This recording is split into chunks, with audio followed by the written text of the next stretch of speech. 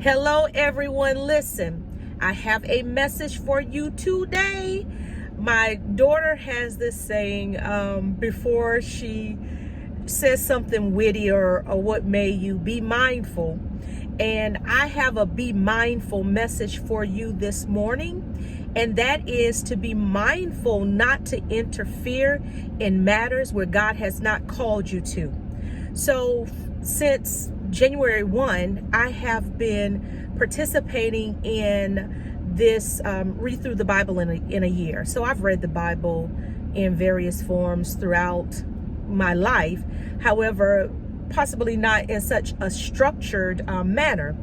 So anyway, it's been wonderful, to be honest. It's just something about when you grow and mature and the Lord deepens your understanding scriptures that you've read previously. Once you read them with that new insight, it just opens up in a completely different and profound way. So this is the Be Mindful message of encouragement for you today. After the death of King Solomon, right, Israel split into two kingdoms, the northern and the southern. So we have Israel and we have Judah. Israel, pretty much all of their kings, honestly, after King Solomon, were wicked. Jehu is seen to be kind of a mixed bag, in terms of sometimes he did stuff right, sometimes he didn't. But in Judah had a mixture of evil kings and good kings. And so we're introduced to one of these good kings, one of the kings who did right. And I have my Bible because I want to get this message to you correctly. So in 2 Kings chapter 22, we are introduced to Josiah.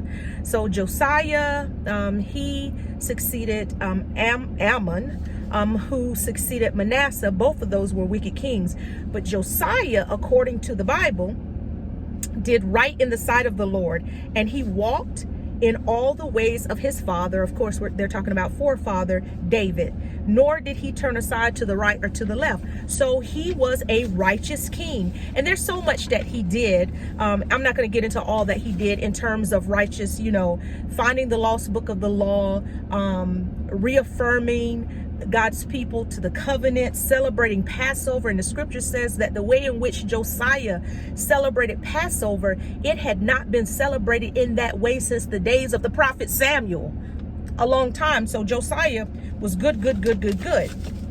And so as we come to the end of Josiah's reign / life, we read about him in 2 Chronicles chapter 35, verse 20.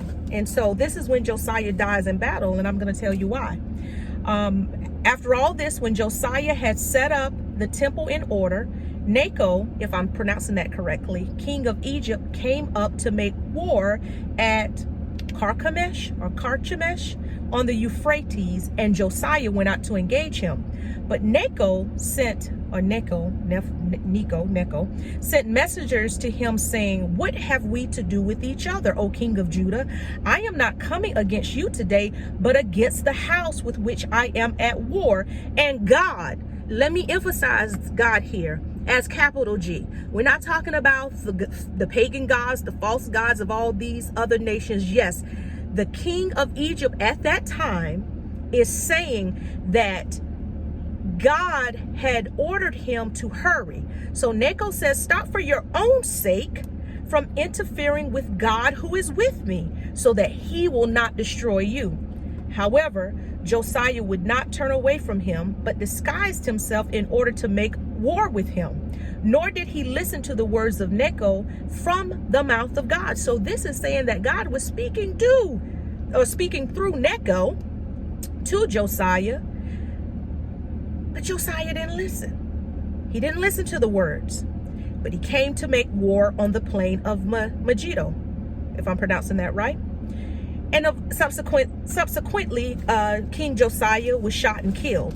And so, even though King Josiah was righteous, followed in the way of his forefather David, the one thing that I have determined to be consistent through even the great men of women who have these, who fail, is disobedience. because he was warned. Necho said, God has sent me on this mission.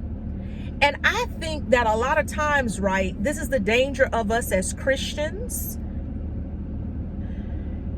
I don't have the backstory, but we are talking about Egypt, right? Egypt, historically known for worshiping multiple gods, so on and so forth. And so it could be easy for one to surmise that perhaps Josiah did not see this king as representative of God. This is me guessing. I'm not sure, just going historically on during that time, what Egypt would have looked like. But here, I was having this conversation with my husband that I found fascinating, right? Because we're talking about before Israel became the nation, right, that we read about in, you know, the Old Testament throughout, after their Exodus, they were in Egypt. They were in Egypt.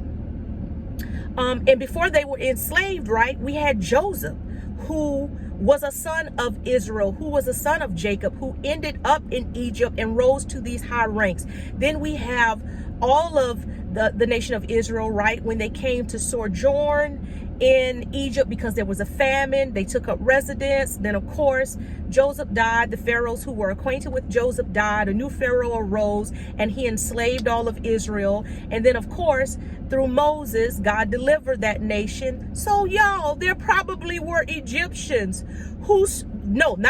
there were Egyptians who saw firsthand what God had done for his people and told those stories throughout the generations. So I don't think it's far-fetched to believe that there were probably some Egyptians during that time who worshiped God. Just because we don't read about them in great numbers in the Bible, because we gotta remember or recognize what the Bible represents and who it was written for, doesn't mean they didn't exist. And so God was speaking through Necho, the king of Egypt, to tell Josiah, this has nothing to do with you, sir. So do not interfere. And there's a scripture, I meant to look it up before I started this video. I'll reference it in the description box. And I'm going to end on this. It's a scripture in Proverbs, which says, to be overzealous is to be hasty and to miss the mark. Josiah, for whatever reason, we don't know, it doesn't outline, was overzealous. Therefore, he was hasty. He missed the mark and it cost him his life. So be very careful that you don't find yourself interfering in matters for which God has not called you to, because it may not cost you your life in the manner that it did King Josiah, but maybe it will. But it will cost you greatly. So stay prayerful, seek God daily for his will, and make sure that you're obedient to what he has called you to. With that, be blessed and have a most amazing day and an exceptional week. Bye-bye.